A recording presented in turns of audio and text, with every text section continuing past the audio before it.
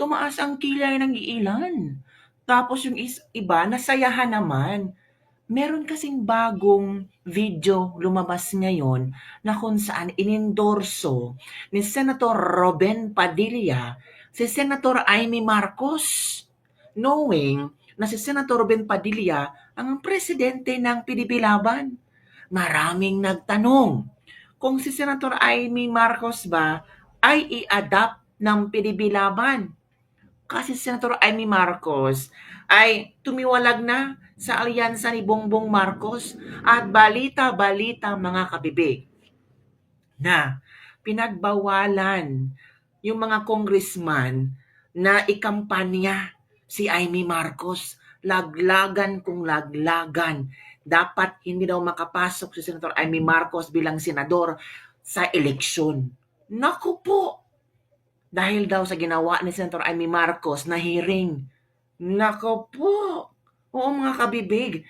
Kaya, baka itong pag ano ni Robin Padilla ba, pagtaas ng kamay niya kay Senator Amy Marcos, ito yung palatandaan na open ang PDP Laban para i-adapt si Senator Amy Marcos.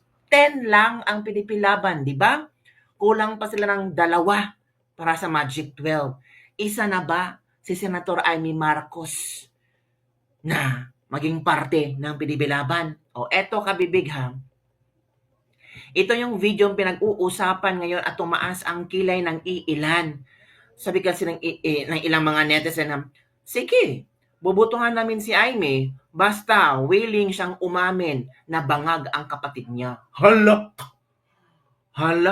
Sabi na mga Manang tapatin mo. Pinoy. Mga kabibig ha, panoorin muna natin itong si Senator Robin Padilla. In fairness naman ha, hindi naman dinala, wala namang title nila kaya Senator Robin Padilla, PDB Laban President. Wala naman, o Chairman. Okay, panoorin natin kabibig ha. Ito na, go. Manang tapatin mo ako. Pinoy, lagi akong tapat sa iyo. Ano ang ibig mong sabihin sa Mindanao? Ang pangalan ko, ang may ibig sabihin sa Mindanao. Pangalan? Amy, I, infrastruktura, M, modernisasyon, T, elektrisidad, E, ekonomiya, tapatan. tapatan, Tapat na kaibigan. tapat sa bayan. Iboto si Senator Amy. 39 sa balota. There you go. Tapat na kaibigan, tapat na bayan. Itong Senate hearing ba ay nagpapakita na tapat na kaibigan, mas kinampihan ni Senator Amy Marcos ang mga Duterte kumpara sa kanyang kapatid. Well, in fact, alam naman natin si Senator Amy Marcos, hindi naman yung baliktad ang utak. Kung sino yung may kasalanan, yun talaga ang hinahanapan niya ng tawag dito. Parang tinignan niya kung sino ang dapat managot sa pagpunta ni Pangulong Rodrigo Roa Duterte sa ICC, sa The Hague. Pero ngayon kabibig, parang sabi ng ilan, ay, after ng 2 Senate hearing, parang naiba ang hangin na. Parang si Senator Amy Marcos ay i-adapt sa PDP Laban na. Ano kaya ang komento ng ating mga netizen hinggil dito? Ito ang komento ng ating mga netizen. Parang gusto ko na siyang i-vote para di pa talaga 100% pag-isipan ko pa, may kulang pa para masabi kong tunay ang ginagawa niya at tunay siyang kaibigan ni VP Sara. Yan. Parang konting push lang Senator Amy Marcos. Kadramahan lang yan. Hiring-hiring niya kung totoong may malasakit yan on the spot na hinuli si Tatay Digong, kumilos na siya. Now, pareho, move para iboto. Ako. Huwag mo nang iboto kasi kami rin di rin namin iboboto yan. Huwag na tayong magpadala. Tapos na ang Marcos. Remember kung ano ang sabi ni VP Sara? Never again. Halaka. Naku, paano yan mga kabibig? Parang hindi epektibo itong itong kampanya ni Senator Robin Padilla kay Senator Amy Marcos. My vote is for you. Merong nagustuhan din si Amy Marcos. Sana ipakontempt mo na si Tory, please po. Mas lalo kitang ikakampanya kung kakasuhan mo si Tory kasi hinahamon niya kayo na kasuhan daw siya kung may problema kayo sa kanya. She will have a big win despite pollsters saying otherwise. She will have an upset win, surprise victory, despite distractors labeling her a political has-been. Senator Amy is a shrewd politician. She knows the game. Dahil itinaas ni Robin ang kamay mo, ang buong kamusliman sa Mindanao ay sayo. Uy, iba ha? Iba pala ang power ni Robin Padilla. Pero nakita niyo sa video mga kabibig, they talk about Mindanao. Diba? Promote ni Robin Padilla kung ano ang magagawa ni Senator Amy Marcos sa Mindanao.